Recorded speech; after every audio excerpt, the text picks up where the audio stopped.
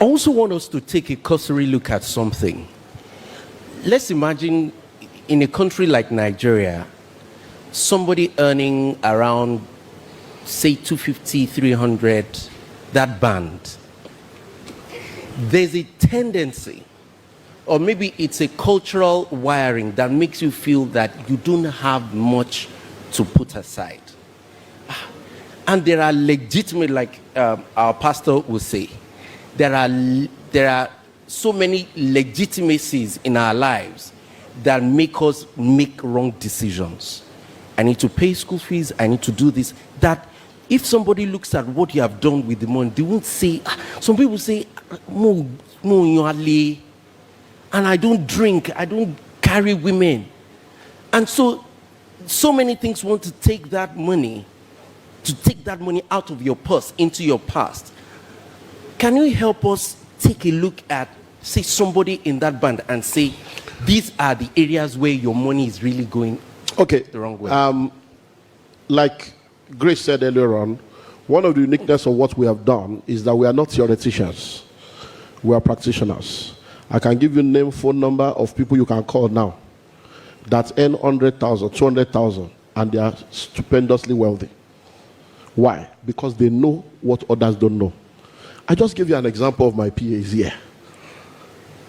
Look at, right there, you have palm tree there. 6 million per acre, 15 million per hectare. Anybody that brings somebody to buy one, you are getting 10%. So that means all you need is a network. Uncle, they are selling land, this is the document, your lawyer can go and check, this is the form, fill it. If your uncle buys 1 acre, you are getting 600. If your neighbor buys 1 hectare, you are getting 1.5 million, even though your salary is 100,000. So there are people working for me, earning 150, collecting 15 million every month. Why? Because they are using their network to bring turnover to the company and getting their own portion. So it's financial intelligence that we need. Then let's break it down. What are the 3 major things that takes money from people? Accommodation, roof over your head, feeding, and then school fees. You have to settle it that you have to stay within your level. You are not going to be there forever, but you must stay there. So let's start school. Let's start with accommodation. Because that gets a lot of people. I'm coming there. Let's start with accommodation. You are a man and a woman with 1 child. What are you doing in a 2-bedroom? What are you doing in a 3-bedroom? What are you doing in a highbrow area that you cannot pay for? Any rent you need help to pay is too expensive. Any rent you need prayer point to pay is too expensive. Find a location that is suitable to your income. Some people need to leave Lagos and relocate to Ogun State, go to Ibadan. And they can still become wealthy. Life and direct. Because technology eliminates villages. Come on. You can do transfer from anywhere. You can be on Wi-Fi from anywhere. So all this Lagos is a olden days mindset. Just like Ekolowa. No, that's olden days theory. You can be anywhere. So number 1 is to look for accommodation that works for you. You can do fractional ownership. You can have a 3-bedroom apartment. 1 room is your own. One of my houses in the UK is a 3-bedroom with a penthouse. The penthouse is there. I stayed there with my family once in a while if we want to stay in the place.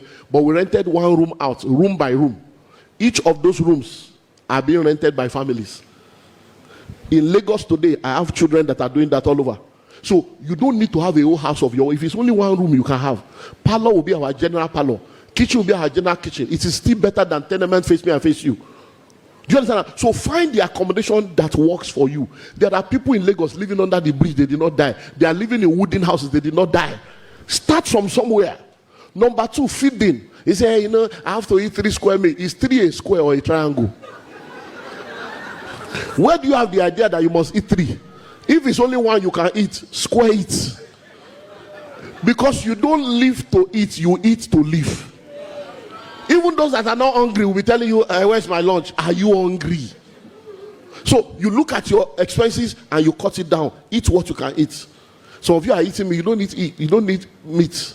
When we were growing up, there are different kinds of food that we ate that brought us to where we are. There is what we call ilalasepo, concussion. So that one, you will now cut the okra, big. The okra will look like meat. God bless. To give you a psychological. Then when you want to do, rice, we do concussion. You just mix atagungu, and if you can get some shower, just put it and then cut more small. Just give yourself psychological relief.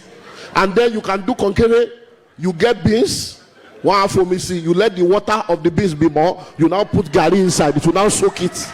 It will now be so. By the time you take like 4 spoons, you now drink 2 pure water. It will now enlarge inside you. But we are here today.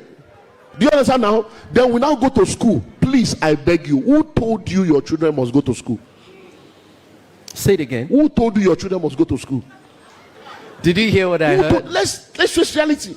The first medical doctor who gave him certificate. The first lawyer who certified the first lawyer. The first accountant who was his own lecturer. Everything you are embracing today, somebody started it. So the first thing you need to do is to understand the main education that anybody needs is good home training and having an understanding of the way the world works. If your children can go through elementary school, they are good. Once they finish primary school like this, as a parent, your responsibility is to discover their giftings and talent and potential. By the time they are supposed to be going to secondary school, look for what their talent is and push them in that direction.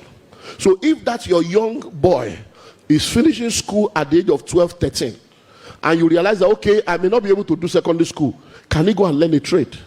Can he go and learn something? If it's fashion, can he go to fashion school? If it's electronic, can he go to electronic school? Okay, let's say he has even finished secondary school. Do you know that right now, POP, tiling, electrical, plumbing, these guys are doing millions. And there are people that went to school, nothing. School is not a scam, but the curriculum is a scam. Because most of what they are teaching you, 80% of what you learn in school is useless when you graduate. The world that existed when you went to school, that world will not exist when you finish school. So